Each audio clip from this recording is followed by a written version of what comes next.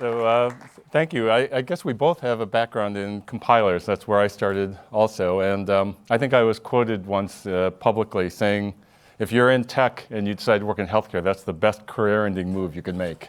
And so, so I'm really pleased to have this chance to speak. And what I really would like to talk about is the importance of data and what that means to the cloud, and then the role of FHIR in all of that. So let me start this way.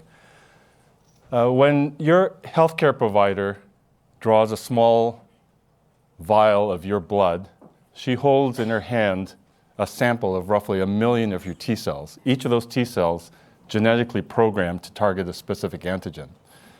And what's amazing today with the advancement of biological science and biomedical research is that we have now the ability to do a gene sequence of a portion of the T cell receptor in each of those T cells and determine that genetic specificity. And so in fact, if you were to take this vial of blood and send it to our friends across the lake at Adaptive Biotechnologies, a really great biotechnology firm there, they would be able to do the extraction of the 1 million or so T cells in the sample and send back a printout, essentially a printout of the 1 million or so DNA sequences relevant to those T cell receptors. In that printout is all the information that's needed to determine exactly what cancers, what infectious diseases, and what autoimmune disorders your body might be coping with right now. Of course, the problem is we don't exactly know how to extract that information from that printout. But the fact that we can actually get within a small number of hours and at a reasonable cost that printout gives us now the foundation to ask the question, can we learn a function that allows us to look at that printout and extract that disease information? And if so, we might be then on the path to something really transformational, which is the completely universal disease diagnostic, a simple blood test that you could take once or twice a year that would give you an early diagnosis of infectious disease, cancer, and autoimmune disorders. And we've been tremendously excited about the possibilities there. Now, this sounds a lot like science fiction. And in fact, when the idea was first presented to me by the people at Adaptive Biotechnologies, I was also somewhat skeptical about this, despite the fact that I'm a big fan of Star Trek, just like a lot of people here at Microsoft Research.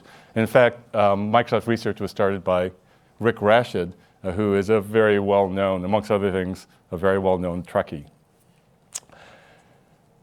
The thing that was convincing here is that Adaptive Biotechnologies had a roadmap on how to generate trillions of points of labeled training data. In fact, at a rate of more than 100 billion points per month.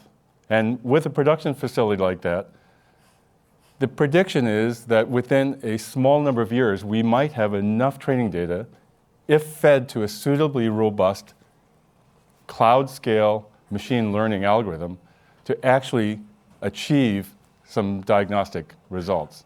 And so this has been the path that we've been engaged in with Adaptive Biotechnologies. And for us, it was all driven by the potential access to data. Data is absolutely central to everything in this endeavor. And of course, data is not just for precise diagnostics and therapeutics like this, but in fact, data has just pervasive transformational potential across all areas of healthcare.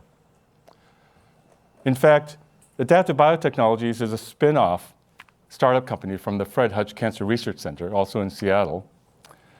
And at the Fred Hutch Center, where they have been doing amazing advances in fundamental cancer therapies, in cellular therapeutics, and the invention of CAR T and so on, today, some of their most important efforts are actually not involving gene data or proteomic data or immunomic data, but electronic health records and data from wearables like Fitbits and Apple Watches.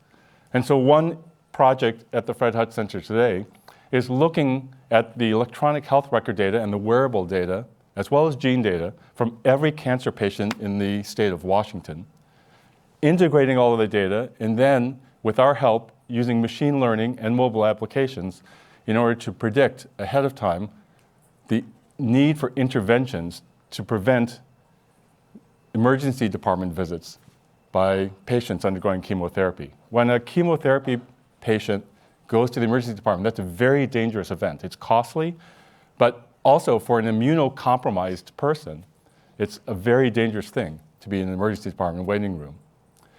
And in Fred Hutch Cancer Research Center research, they've determined that as many as half of those emergency department visits were not necessary.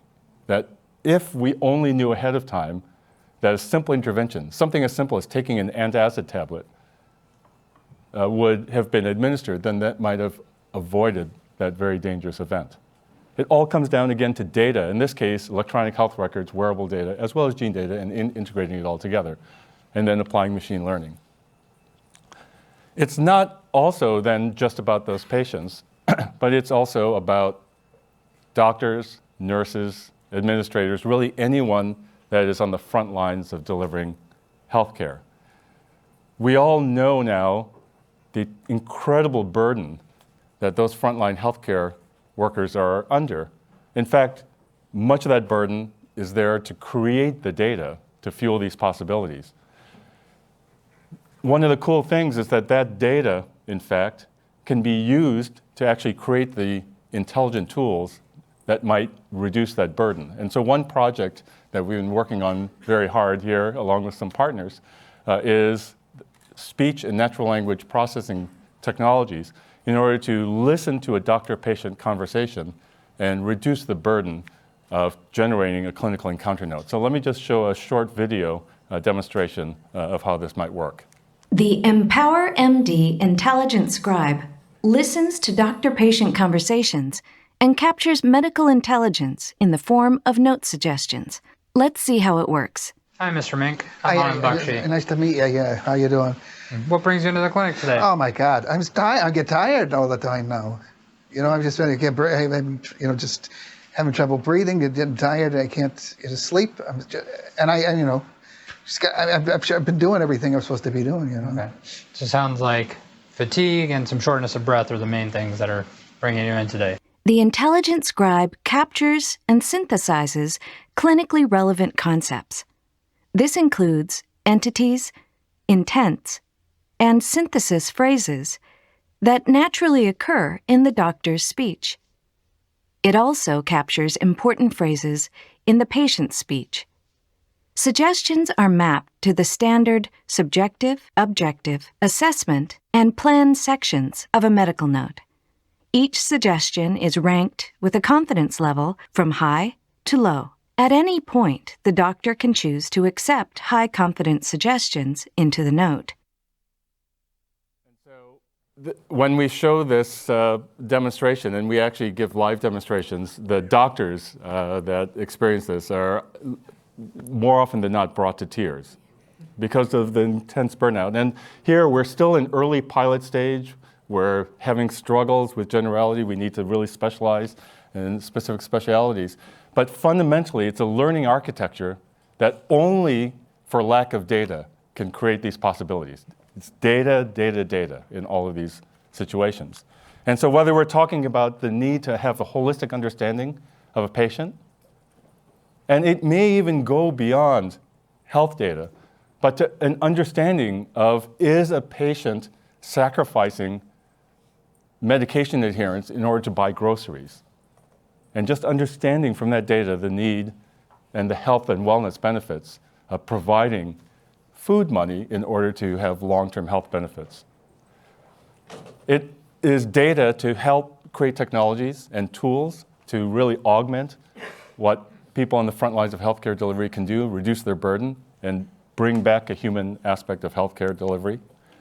And then, of course, as I started with the story about adaptive biotechnologies, these precision medicine ideas, these genomics and immunomics and proteomic-based ideas involve gigantic data workloads, data volumes and data complexities that really defy human comprehension.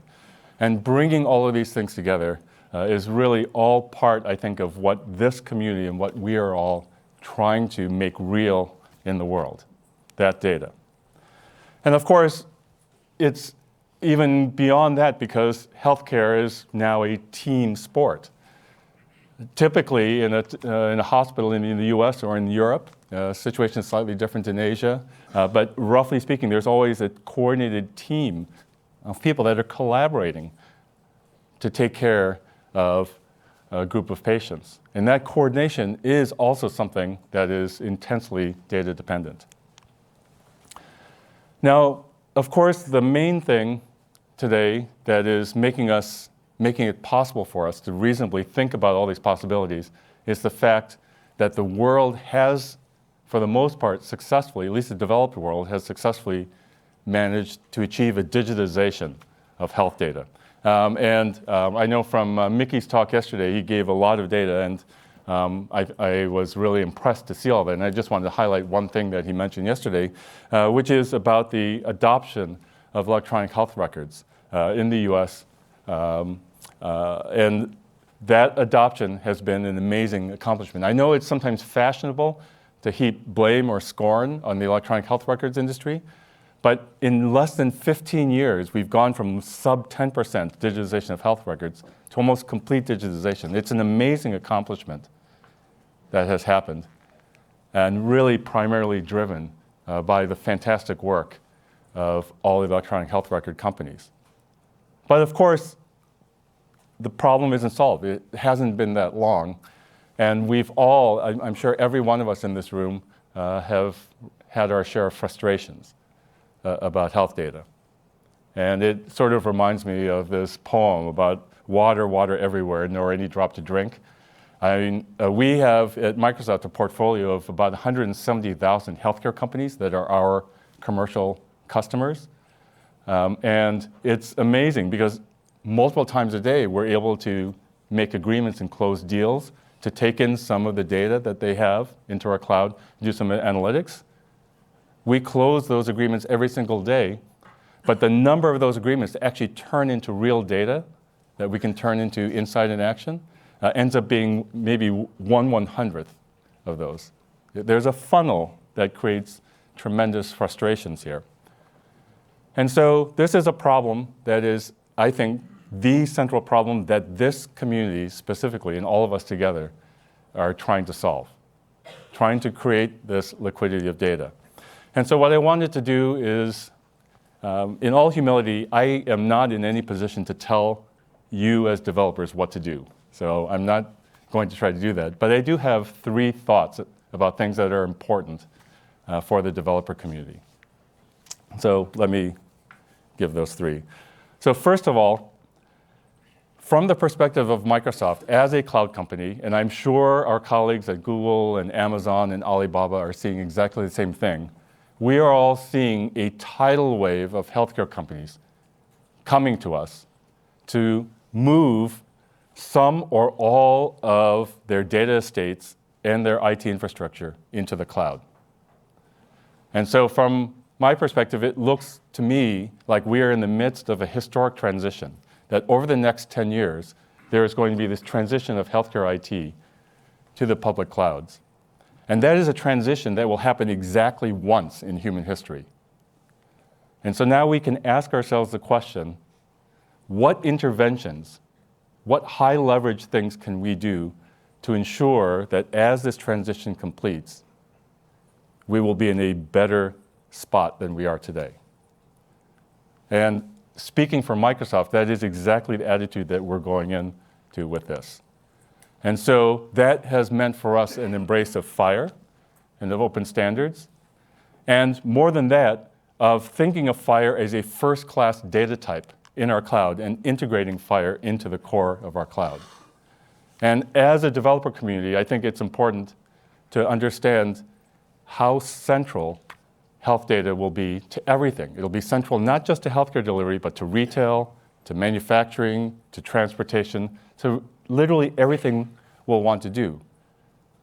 Trust me, grocery store chains are now asking us how they can be meaningful participants in the health and wellness of their customers.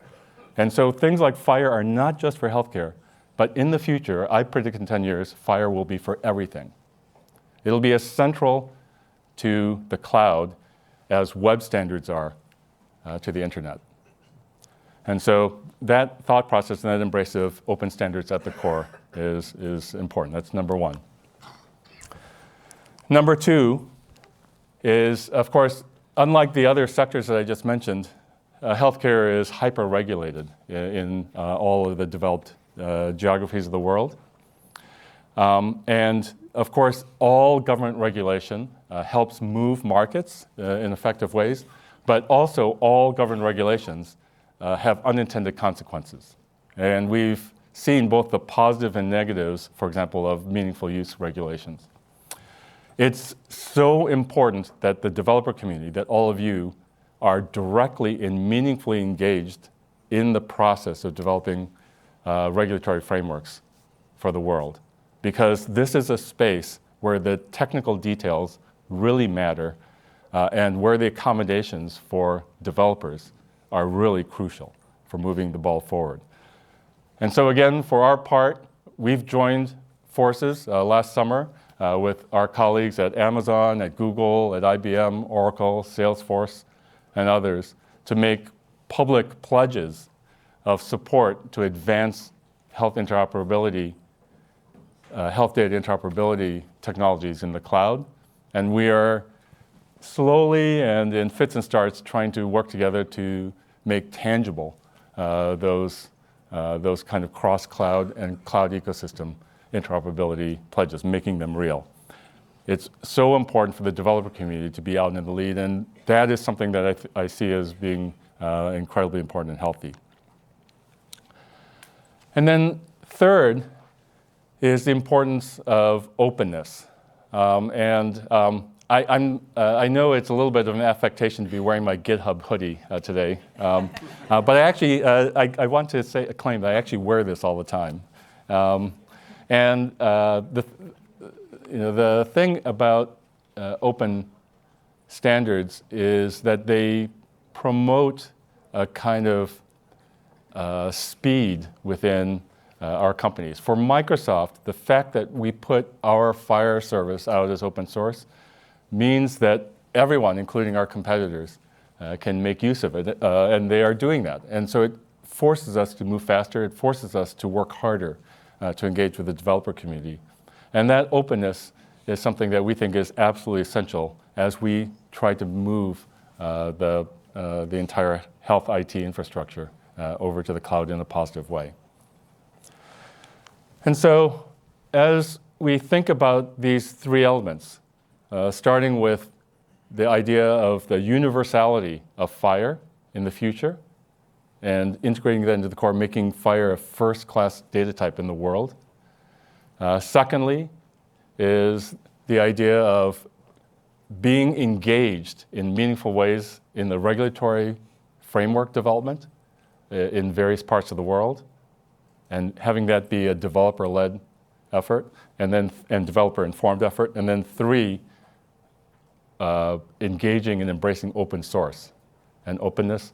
Those three things, I'm very hopeful, and I see all the positive signs in this community, we will really embrace moving forward. And if we do, I think we will dramatically increase our chances that a decade from now, when we're still meeting, and this is like a 70,000 person conference, we will end up in a healthcare world that's much better than we have today. And so to close, I wanted to share with you a video that Stephen Hawking made for us, speaking to developers out about the importance of some of the principles that we've shared today. Technology has a tremendous impact on each of us and our desire for discovery. It speeds theoretical evidence.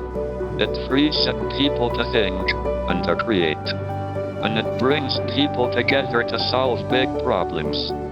Computational power is growing, and quantum computing is quickly being realized.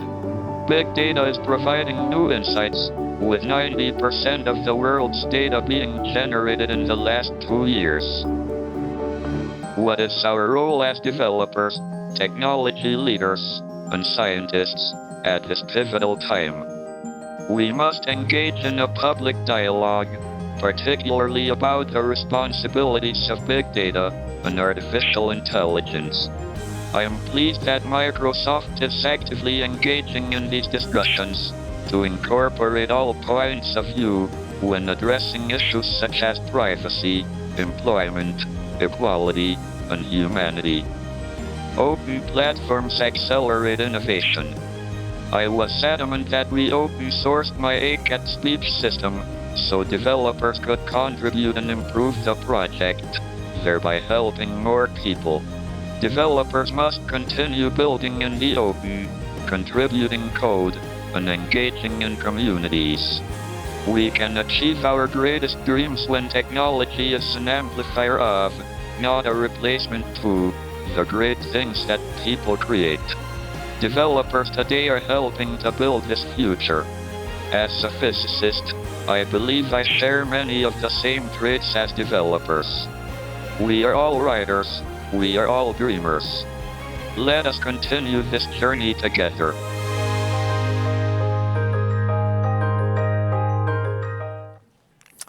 So thank you all for coming. We're just so proud to be in the position to host all of you today, and let's continue this journey together. Thank you.